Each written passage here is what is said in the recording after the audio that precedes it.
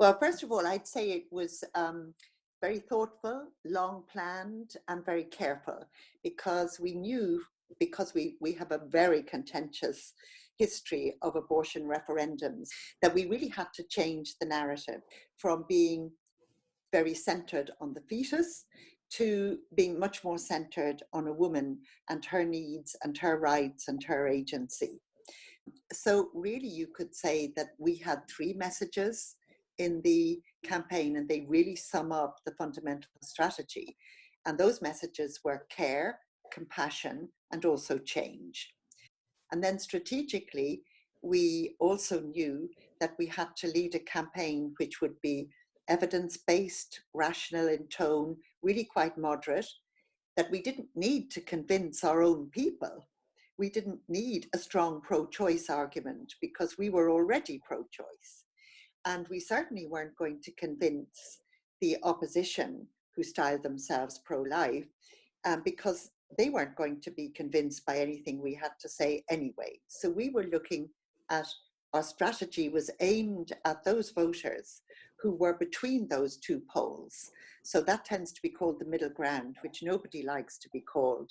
But we call them the concerned centre. They were people who needed to be given good reasons based on evidence as to why abortion was important, but who also needed to feel empathetically, to have that empathetic understanding of why abortion is necessary. Because we all know that we all vote with our heads and with our hearts, with emotion. So we needed to appeal to both dimensions.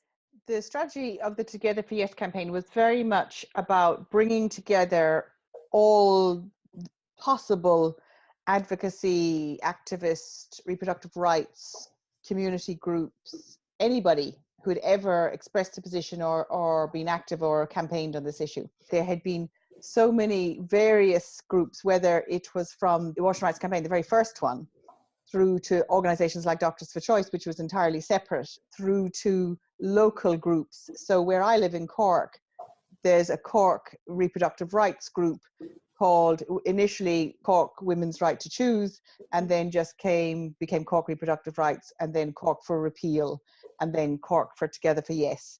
So that was mirrored in loads and loads of areas around the country.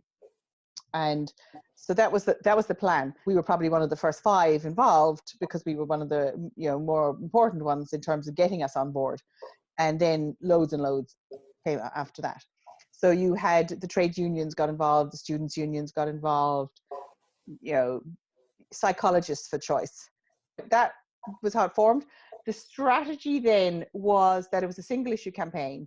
It was only about repeal, but it was also with a view to trying to push and promote what would come next. The strategic plan was to support the government proposals. Try to have repeal and basically support the government proposals along the lines of this was the best we can get. The biggest stumbling block in that was that there was a mandatory 3-day waiting period introduced.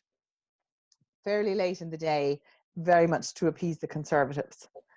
And one of the stressors of being in the Together for Yes campaign, very much for Doctors for Choice, but particularly for many organizations, particularly the ones who'd campaigned for many years, was our need to stay on message and all agree and all say the same things and not criticize the proposals.